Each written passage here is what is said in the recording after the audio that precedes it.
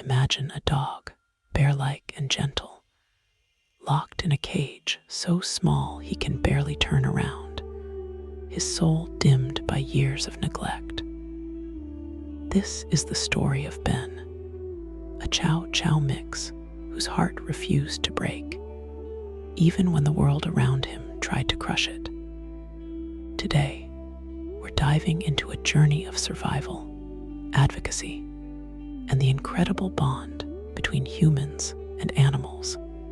A story that starts in the shadows of a North Carolina roadside zoo and ends with hope.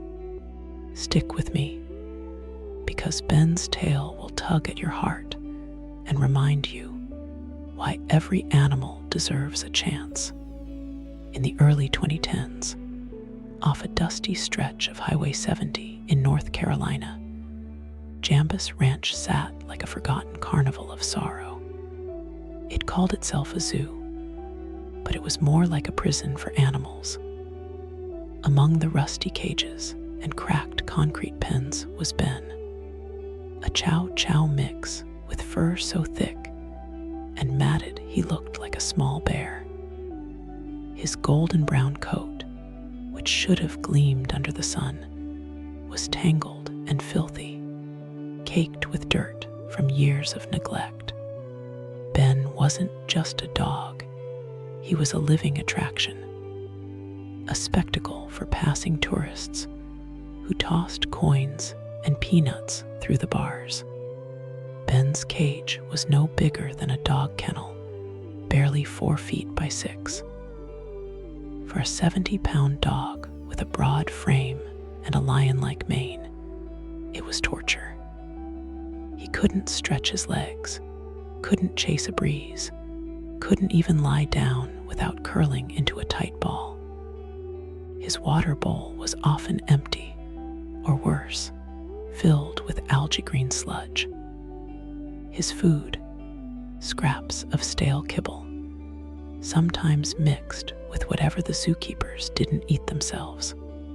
For 6 long years, from puppyhood to adulthood, this was Ben's world, a world of iron bars, relentless heat, and the distant laughter of visitors who never saw the sadness in his amber eyes. Can you imagine it? Waking up every day to the same rusted walls, your body aching from confinement, your spirit screaming for something, anything more. Ben's story isn't just about a dog, it's about resilience, about holding on to hope when the world gives you none. Ben wasn't always silent. In his early days at Jambus Ranch, he'd bark, his deep, rumbling voice echoing across the lot, begging for attention, for freedom. But as the months turned into years, his barks grew quieter, replaced by a soft whimper only the other animals heard. The peacocks screeched, the goats bleated, but Ben, he learned that crying out brought nothing but a sharp yell from the zookeepers, or worse, a kick to the cage bars. Yet even in that tiny prison, Ben's spirit flickered. He'd press his nose against the bars when a child approached, his tail giving a weak wag despite the pain in his joints. He'd watch the clouds drift across the Carolina sky, his eyes tracing shapes as if dreaming of fields he'd never run through. There was a gentleness to Ben, a warmth that no amount of neglect could extinguish. He wasn't just surviving, he was waiting for someone to see him, really see him, and understand that he was more than a roadside attraction. Have you ever looked into a dog's eyes and felt like they knew you? Like they could see your soul as clearly as you saw theirs? That was Ben. Even in his darkest moments, he held onto that spark of trust, that belief that someone, somewhere, would care. In 2016, a visitor to Jambus Ranch changed everything. A woman named Sarah, a college student from Raleigh, stopped by the zoo on a whim during a road trip. She expected a quirky, small-town attraction, but what she found haunted her. Among the malnourished animals and filthy enclosures, Ben's cage stood out. His matted fur, his hunched posture, the way his eyes locked onto hers, it broke her heart. She snapped a photo and sent it to PETA, along with a plea. "This dog needs help." "They all do." Sarah's email was a spark that ignited a firestorm. PETA had been monitoring Jambus Ranch for years, collecting complaints about its conditions. Ben's photo became the rallying cry. Volunteers and investigators descended on the zoo, documenting the cracked cages, the contaminated water, the animals limping from untreated injuries. Ben, with his bear-like frame and soulful eyes, became the face of their campaign. PETA filed lawsuits, citing animal cruelty violations under North Carolina law. Local news stations picked up the story, and soon, hashtags like Free Ben were trending on Twitter. Yes, it was still Twitter back then. The community rallied. Families in nearby Durham and Chapel Hill held protests outside the zoo, holding signs that read, "Shut down Jambus," and "Ben deserves better." For the first time in years, Ben heard voices raised not in anger, but in compassion. He didn't understand the words, but he felt the shift, the energy of people fighting for him. Late 2016, after months of legal battles, PETA won. A court ordered Jambus Ranch to surrender several animals, including Ben, to local shelters and rescue organizations. The day the cage door swung open, Ben didn't know what to do. He'd forgotten what freedom felt like. A volunteer named Maria, a soft-spoken woman from Carolina Animal Rescue, knelt beside his cage and spoke to him in a voice as warm as a summer breeze. "Come on, big guy," she whispered. "You're safe now." Ben took a hesitant step, his legs wobbly from years of confinement. The grass beneath his paws felt foreign, almost overwhelming.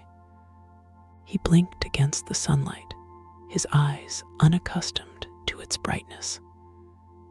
Maria clipped a leash onto a collar, one that didn't pinch or choke, and led him to a van. For the first time in 6 years, Ben left Jambus Ranch, his head held a little higher, his tail giving a cautious wag. At the rescue center, Ben's transformation began. Veterinarians shaved off his matted fur, revealing raw, irritated skin beneath. They treated his infections, cleaned his teeth, and gave him vaccines he'd never had. His diet changed from scraps to nutritious meals, and slowly, his ribs stopped showing through his coat.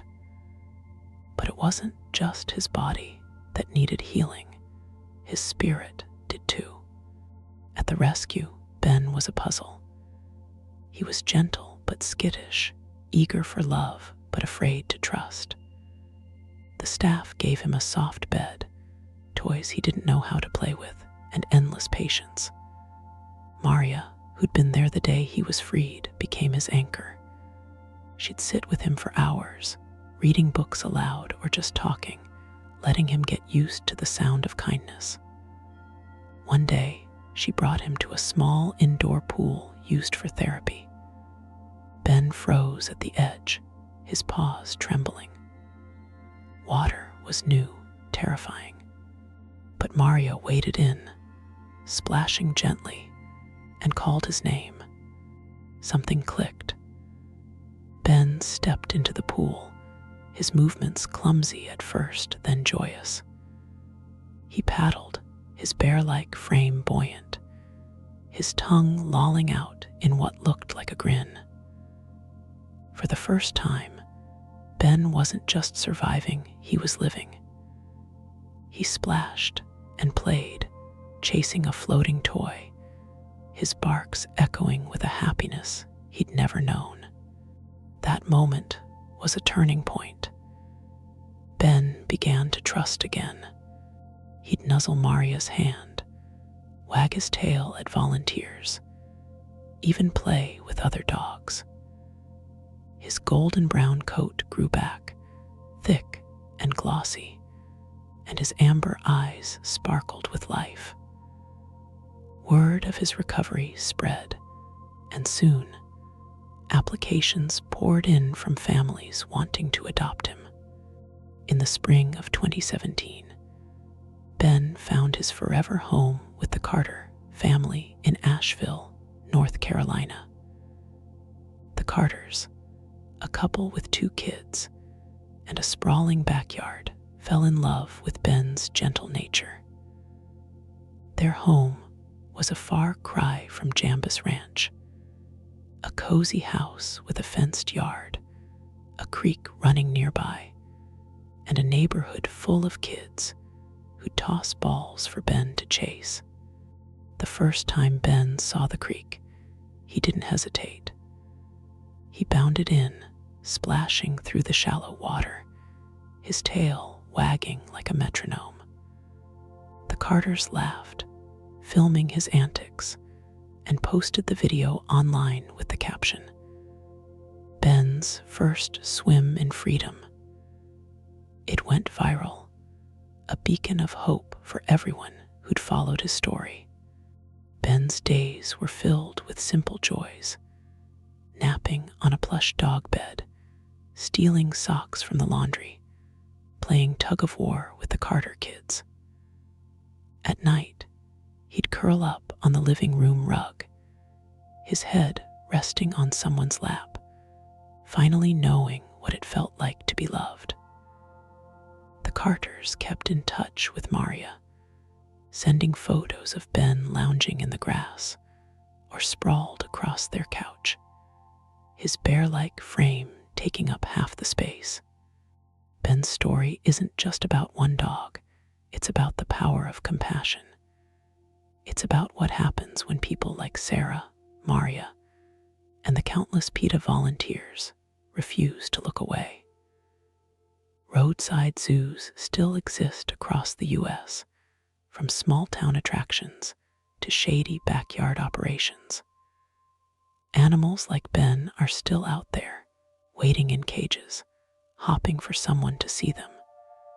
But Ben's journey shows us that change is possible. Advocacy works. Kindness wins. In the U.S., organizations like PETA, the ASPCA, and local rescues are fighting every day to shut down cruel operations and give animals a second chance. You can help too. Volunteer at a shelter, donate to a rescue, or simply speak up when you see something wrong. Every small action counts. Every animal deserves a Ben ending. If Ben's story touched your heart, hit that like button to spread his message. Drop a comment below, tell us about a pet who's changed your life, or share how you're helping animals in your community. And if you want more stories like this, subscribe and ring the bell so you don't miss a single one. Together, we can make sure no animal is left behind. Thank you for listening, and let's keep fighting for every Ben out there.